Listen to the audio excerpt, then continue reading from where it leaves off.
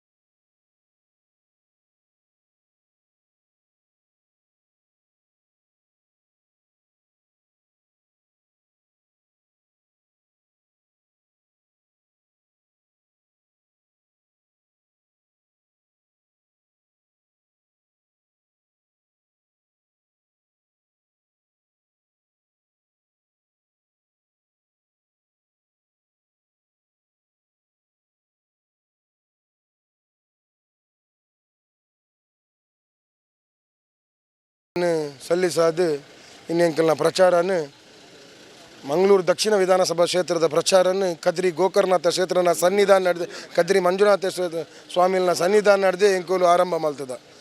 ಬಹುಶಃ ದೇವರನ ಆಶೀರ್ವಾದ ಪಡೊಂದು ಜನಕ್ಲೆಡ ಒಂಜಿ ಬದಲಾವಣೆಗೆ ಅವಕಾಶ ಮಲ್ತು ಕೊರಲೆ ಪನ್ಪುನಂಚಿನ ಪ್ರಚಾರ ಮಲ್ತೊಂದುಲ್ಲ.